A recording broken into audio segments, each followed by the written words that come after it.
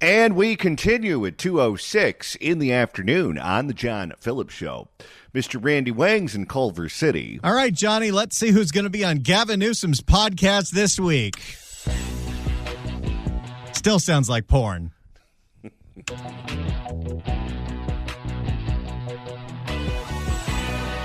This is Gavin Newsom.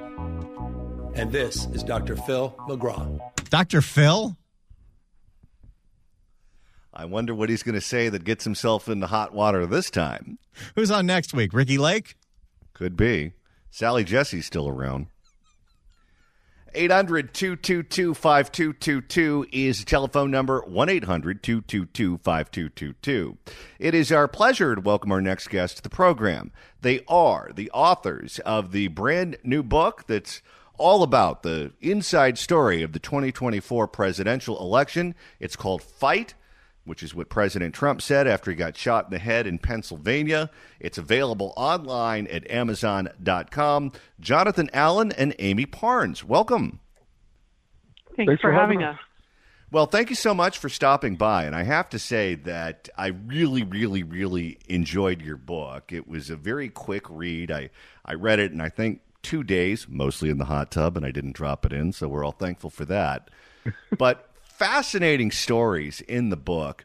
And I would say that most of the drama and most of the really interesting stories this time around happen on the Democratic side of the aisle because they played the old switcheroo when the party bosses sent Grampy Joe to the glue factory before the November election. But before we get to that, I want to talk about a little bit about what happened on the other side of the aisle with Donald Trump, because I think the probably most iconic moment that happened for him and his campaign in the election was getting shot in the head in Pennsylvania and then standing up and having blood all over his face and screaming, "Fight, fight, fight." From that point forward, I think the tone, at least on that side, was kind of set. But the takeaway that I got from your book that made this election so different for him and his campaign than it was in 2016 and 2020 was Susie Wiles, who was kind of like the team mom that just kept all the trains running on time, never really tried to control the candidate or tell him what to do. So there was really a lack of conflict between her and President Trump. But she kept all the other troops in line in ways that did not happen in 2020 and 2016. And to my eye, that professionalized that operation in a way that made them leaner and meaner and more effective. Your thoughts on that? Well, you're absolutely right about your analysis there, and we've got a bunch of stories in the book that I think speak to it. And of course, it's so important now because Susie Wiles is the White House Chief of Staff. So, continuing to keep those troops in line for President Trump. There are a couple really important things, though, I think, that illustrate it. One is good example. Trump hates the idea of early voting, just constitutionally opposes that concept. And yet, when he goes out there and tells Republicans not to vote early, it hurts him because fewer people go out there and vote early. It means there are fewer voters. Susie Wiles, basically did a campaign within a campaign to get Trump to see the value of having people go out and vote early. And basically the argument she made to him and others on the campaign did was, you can bank the vote. And what that means is you get that early vote in, you no longer have to spend money trying to pursue the voter who has already voted. So you don't have to advertise to them and all those things. So there are a bunch of examples in the book of just her trying to help Trump help himself.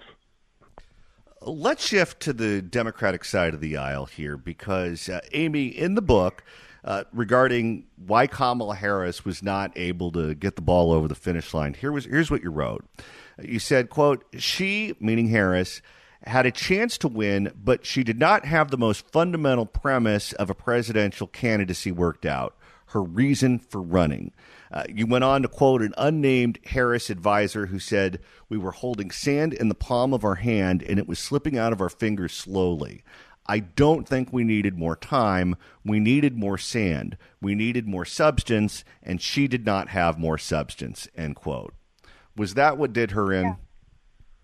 Yeah, I mean, it's probably one of the biggest reasons she didn't have a message, a reason for running, a rationale for running. It's sort of what doomed Hillary Clinton in 2016 also. Democrats, voters want to hear why you're running and what your rationale is. And I think Democrats have been unsuccessful in providing that in recent cycles, and so I think that is one of the big reasons why she stumbled. But she also, wasn't out there as much. Donald Trump was relying on podcasts and was running a more nimble, tighter campaign, and there were other problems for her too in other areas. Do you think that she learned that lesson after losing the election? And I say that because she is now considering a run for the governorship of California. The seat's open. Gavin Newsom's termed out. And you read these profiles about her and these pieces analyzing what kind of candidate she would be. And they talk about, well, it would do great things for her resume, and it would make her the chief foil for Donald Trump, and it would position her to be a candidate for president again. And none of these articles talk about her vision for California. None of these articles talk about how she's been thinking about our complex problems and thinks she has the solutions to what ails us. That's never even brought up. Do you think if she were to run for governor of California, there's a good chance she could repeat all those same mistakes? Yes. I mean, I would say for anybody in politics, our book Fight has a lot of lessons in it for, basically the things you need to do to win and why candidates win and lose. And what I've seen so far is no evidence from Kamala Harris that she's doing what you suggest, which is figuring out what it is that California voters need and want and addressing those things rather than thinking about, the sort of resume piece. And, we've had a lot of resume candidates in politics, and sometimes that works and sometimes it works at the state level. But I just think, she would be much better served spending some time thinking about what it is she's going to bring to the people of California if she runs for governor. And if she doesn't run for governor, if she chooses to run for president again, she's going to have a lot of this worked out, or she will, I think, suffer the same fate. And Amie, one of the emails I get all the time, and people call into the show, and they have a theory that Joe Biden was not the one who was making the decisions in the Biden White House, that it was Barack Obama who was secretly pulling the strings, secretly in charge. In your book, you write that was, in fact, not true. In fact, that Barack Obama had not only a very low opinion of Joe Biden's skills as a politician, but an even lower opinion of Kamala Harris, as did Nancy Pelosi. Nancy Pelosi did not want Kamala Harris to be the Democratic nominee. She wanted an open convention. Yeah, I mean, Barack Obama never thought, he didn't think that Joe Biden was a good candidate in 2020, as we wrote about in our last book, too. He certainly had his doubts this time, and especially post that after that infamous debate. He was, calling and listening to people, also calling folks, talking to Nancy Pelosi, figuring out a way to not only get him to leave the race, but he didn't think that Kamala Harris could, the torch could be passed to her. So he was trying to very much campaign for an open primary, and was wanted to lobby people like Jim Clyburn, the congressman from South Carolina. And I think he just didn't think that Kamala Harris could win, just like he didn't think Joe Biden could win again. And I'll tell you, a lot of people also think that, well, because Kamala Harris comes from San Francisco, Nancy Pelosi comes from San Francisco, those two are tied at the hip, and Nancy Pelosi was a big champion of Kamala Harris. That's also not true. Kamala Harris essentially came from the Willie Brown machine, which stemmed from the Burtons and that whole world. And Nancy Pelosi came from Leo McCarthy. And they knew each other. Their paths crossed all the time, but it's not as if they were particularly close. In fact, Nancy Pelosi endorsed Terrence Hallinan for DA, who was the incumbent DA in San Francisco, over Kamala Harris. And Nancy Pelosi, as you write in your book, really had no love for Kamala Harris as a candidate. That's right. Pelosi had never really liked Kamala Harris. I mean, beyond the sort of assessment of her political skills, and I think some of that is Pelosi's independent assessment of Harris's political skills of being pretty poor. In addition to that, Pelosi simply doesn't like her. And a lot of that goes back. We didn't go too deeply into the Kremlinology of this in the book because it probably wasn't pertinent to the storytelling, but it is a long-running thing that Pelosi doesn't like Harris for a variety of things. And you mentioned the Willie Brown Burton machine. Ultimately Pelosi ended up getting the seat that the Burton family had held. These are like dynastic seats in Congress, and it had basically bridged that divide in the California party. Harris got help from that machine and then sort of turned her back on it. And I think Pelosi, saw her as disloyal. The Bidens took it very hard when Nancy Pelosi made her appearance on Morning Joe and stuck the knife into Joe and his campaign. But you go back and you talk about Nancy Pelosi not liking Kamala Harris, and Joe Biden went ahead and picked her anyway. Nancy Pelosi also had a very low opinion of Javier Becerra, who came from the California Democratic Caucus and became the Secretary of Health and Human Services, and was extremely upset that she wasn't asked about him before the Biden administration decided to pick him. Do you think there was some kind of simmering anger between her and Joe that may not have bubbled up into the public before she decided to turn on him in this election? No, I don't think so. I think that, one of the things that probably doomed her campaign is that she couldn't get away from him. She was so tied to him that she had trouble communicating what she would do next and differently. And the moment that she went on The View weeks before the election, I think that was one of the moments that, it was something certainly that the Trump campaign wanted. They were looking for reasons to tie her to Joe Biden, and she provided that for them easily. But, I think the Biden people were always a little bit curious if she would step on him or overstep or look to, to pursue her own political prospects. And in the end, she was quite a loyalist to him. And while I think there was a little bit of tension and maybe some tension even after the election, her camp is a little annoyed at his camp for insisting that he would win and that she wouldn't win. But I think for the most part, she was a loyalist to him. In regard to Joe's mental acuity, I know a lot of people are making a big deal out of the fundraiser here in California with him and George Clooney and others. But you told a story in the book about something that I thought was more of a red flag than even that. And that was after he had the conversation with the dead congresswoman and was obviously mortified that they offended the family by doing that.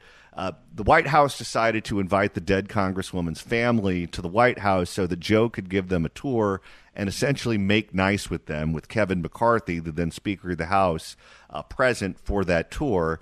And that tour went off the rails. Can you tell us what happened there? Yeah, it's really amazing. So Biden, Biden's with the family, the Walorski family, former Congresswoman, late Congresswoman Jackie Walorski, and he says, hey, it says to her mother, says, hey, do you want to go outside? And First Lady Jill Biden says, no, nobody wants to go outside. And Biden insists, and he takes a little tour group outside and starts wandering around the grounds and takes them down to the pool house where there's a locker room, and then has this crazy moment where he's showing off the locker room at the pool house at the White House as if it was, some heirloom from George Washington or something. And McCarthy's thinking to himself, what is going on here, right? So he's kind of confused at the president's behavior, and he suddenly realizes, has this kind of, gut clenching feeling that he's going to have to play staffer and basically guide the president back into the White House and make sure that, he doesn't like wander off or do something weird. So they go back in the White House, and then Biden's showing off his little personal office next to the Oval Office, and it's all kind of weird. And McCarthy he leaves the White House that night with this kind of sad feeling about like this is the leader of the free world, the president of the United States, and he just seems kind of lost in La La Land. Do you think McCarthy didn't know it was that bad until that day? I think McCarthy did not know. Yeah. Yeah. Wait. Amie and I are disagreeing here. I think he didn't know. Amie thinks he knew. We'll have to get on the phone with the former speaker. Yeah, it's hard to say, but I think he probably had a premonition. And so I would imagine that if he was aware of all this, that word got back to the Republican caucus that Biden's not playing with a full deck. Yeah, I think that's right. And look, I mean, I think the Republican conference was already, a little. What's the right way to put it? I think they already felt like Biden was out of it. They've been making that argument publicly, but there was a sort of dissonance between the two things that Republicans were accusing Biden of. One of them was that he was masterminding, this attack on Trump and getting the Justice Department after Trump and pulling all these levers, and at the same time there was the argument that he was out to lunch.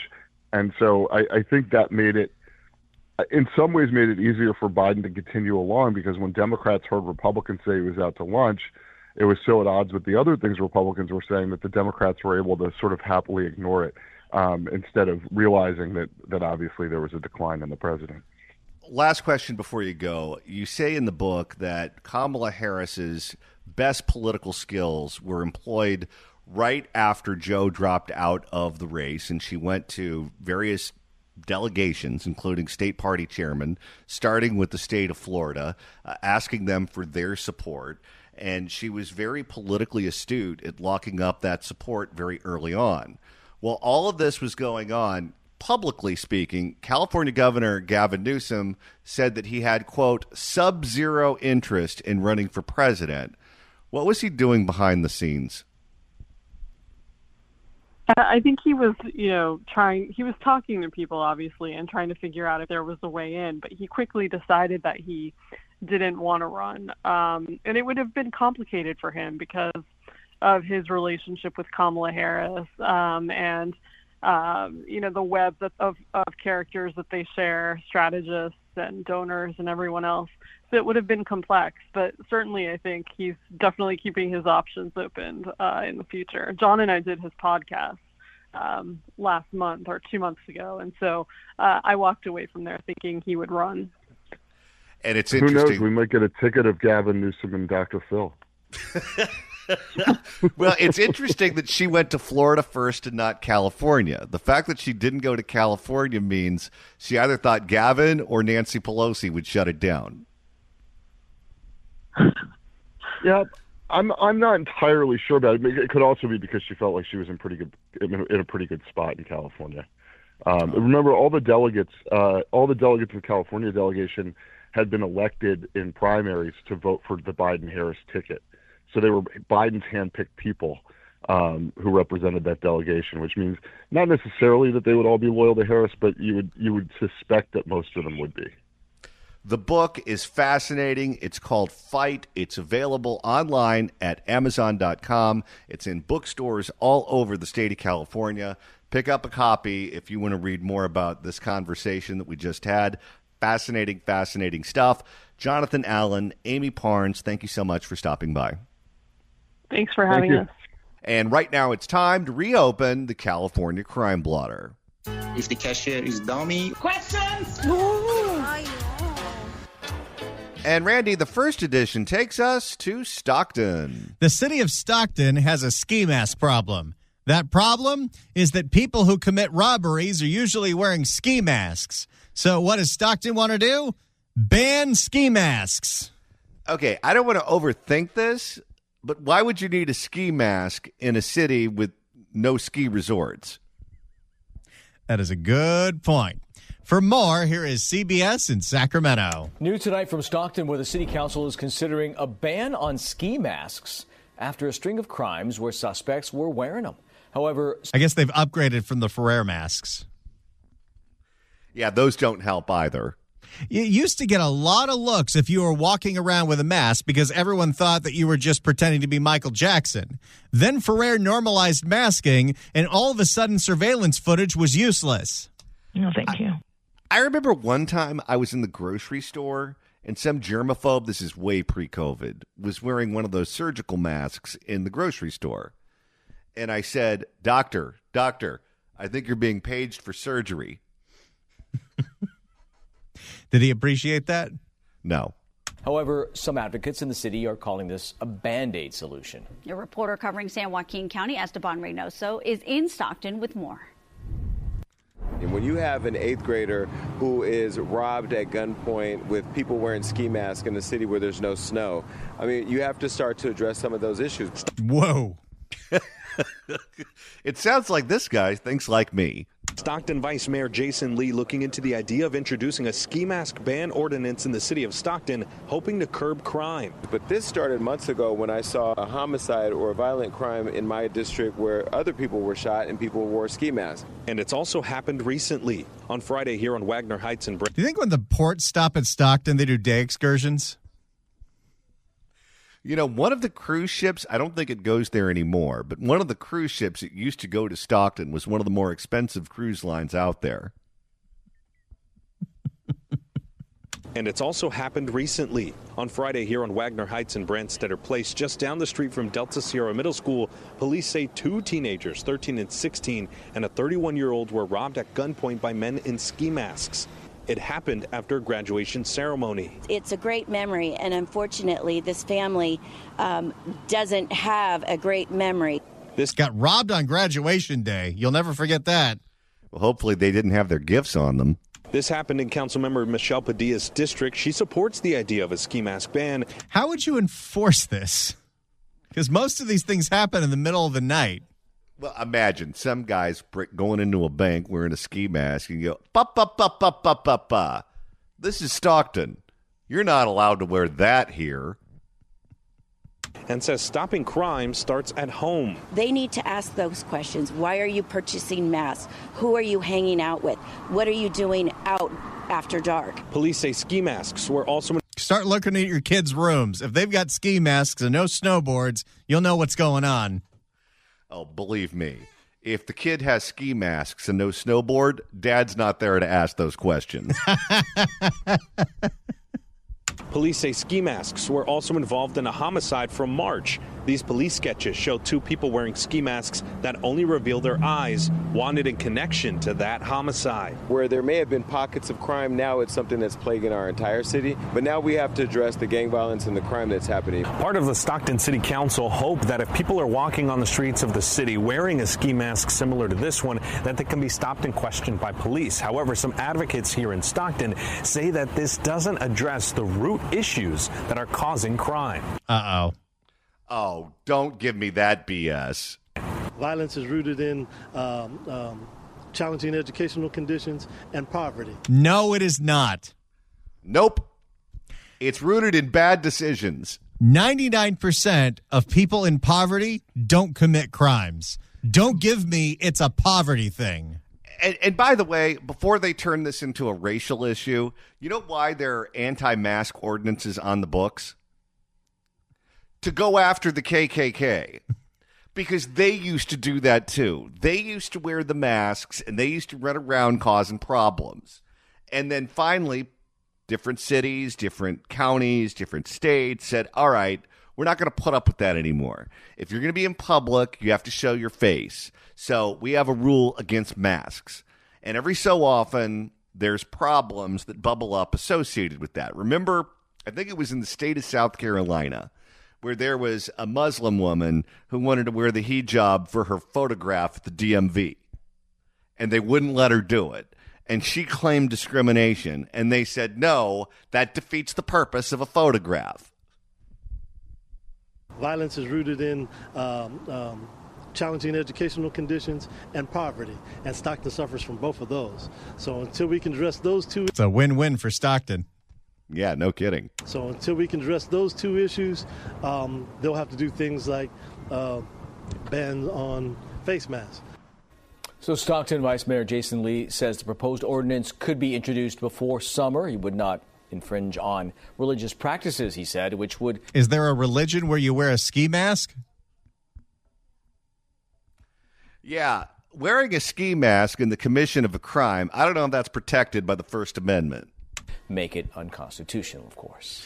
There you go. Stockton's answer to a bunch of burglaries and robberies. Make it illegal to wear a ski mask. I don't oppose that. Just how do you enforce it?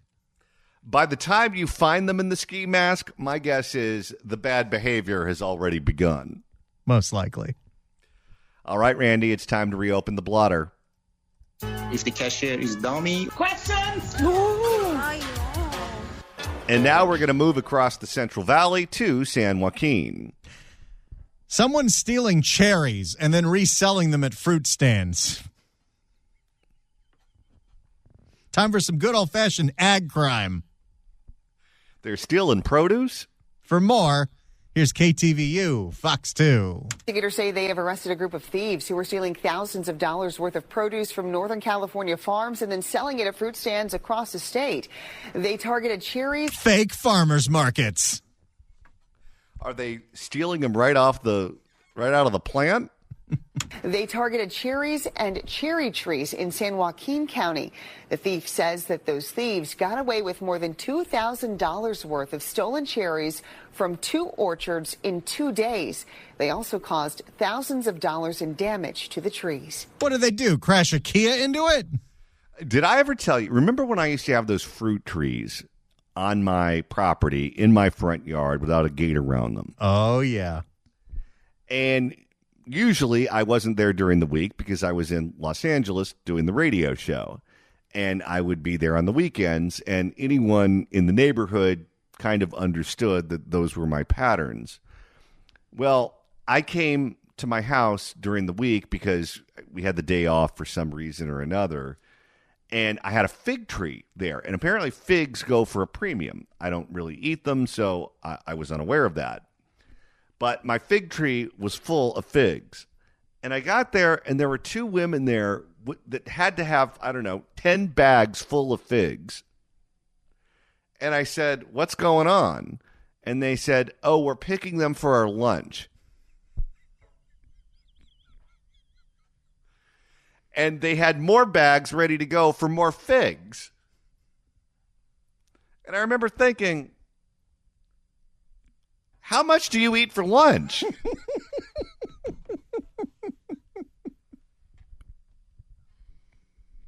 They had done an extensive amount of damage to the trees, which will really impact the future production of these trees, which will impact this family for years to come. Deputies say the suspects were tied to a string of other orchard thefts throughout California. All 3 suspects. There's a cherry ring going on in Northern California. It sounds like it. Well, those baskets of cherries, they go for like $14 at a fancy farmer's market. Well, at the farmer's market, they all claim they come from Washington State. Deputies say the suspects were tied to a string of other orchard thefts throughout California. All 3 suspects were booked on felony charges. You know, if we're in a situation where, we don't deal with the sale of stolen goods at Market Street or the Mission in San Francisco or MacArthur Park in Los Angeles, I guess we also wouldn't enforce fake farmers market produce. Okay, here's what I would caution them on. Farmers have guns. Look at Old Gothic or American Gothic or whatever that painting is called. The guy has a pitchfork. You're going to steal from him?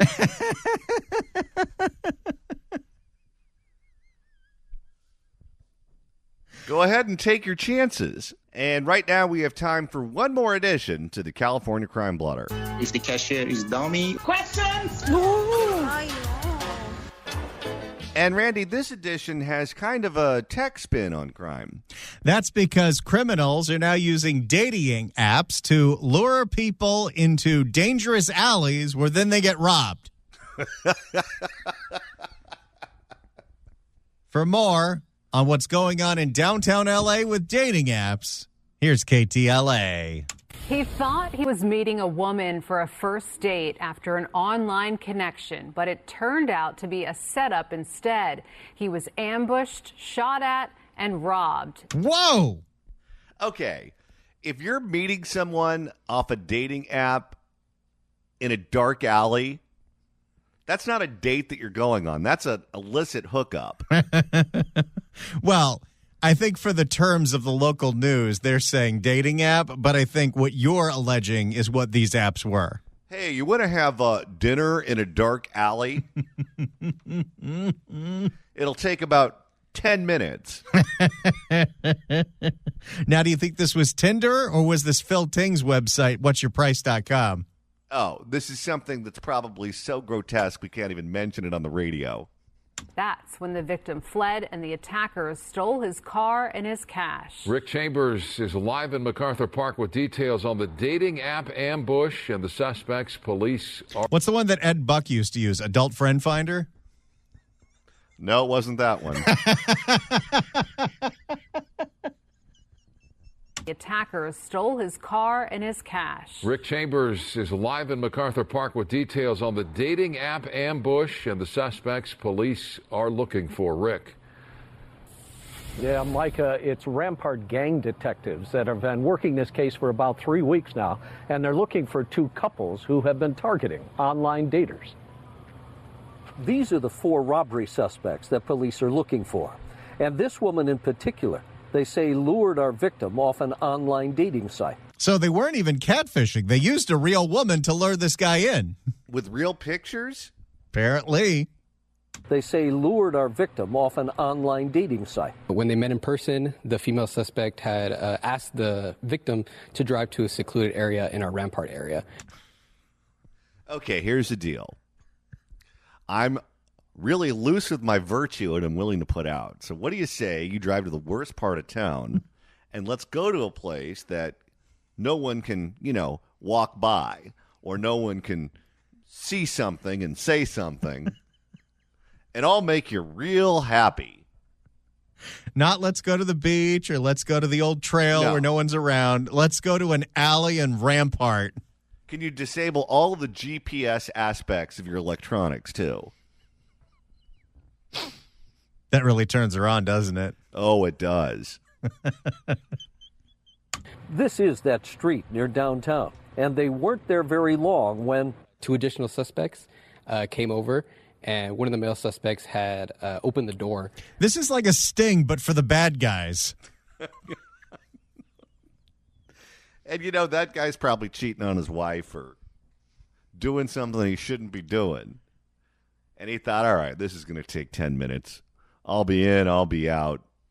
I told the wife I'm going to pick up a pack of cigarettes. She won't know the difference. I wonder what kind of questions she asked him before they agreed to meet up. What kind of car do you drive? Hey, the restaurant where I want you to take me takes only cash, so make sure you bring lots of it. How recent are your dental records? Of the victim's vehicle. He pointed a gun at him, demanded his property. They also demanded at gunpoint that the victim unlock his phone and hand over his passwords. Throughout the night, that same night. Well, better that than them taking your thumb.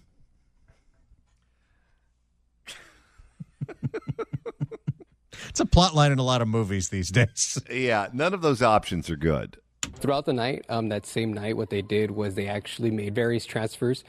They bought many things that totaled about $20,000. It gives me the goosebumps, actually. Daniel Contreras lives nearby and says he'll make some adjustments now to his routine. Maybe just... Were you on this app? Sounds like everyone is. Maybe just aware on the online situation and, to be more aware and to look out. And maybe meet in a public place the first time? Yeah. If you look at the terms and conditions of any of those apps, none of them say if they ask you to meet in a dark alley in a bad part of town, the answer is yes. And detectives say that the robbery at gunpoint wasn't the end to our victim's nightmare. The male suspects actually shot towards the victim who was seated in his vehicle. The victim in fear actually fled the location and left his vehicle back there. The robbers came back 3 hours. They stole everything from him and they still shot him? That's just gratuitous. The robbers came back 3 hours later and stole the man's car. dumping it nearly 7 miles away in this alley, just off 56th and Central, and then set it on fire. Of course. Well, they're checking all the boxes, aren't they? At this point, police have these photos to work with, but no arrest yet. As is often the case in these types of crimes, police are asking anyone with information to come forward, and especially if you've been a victim to this type of crime.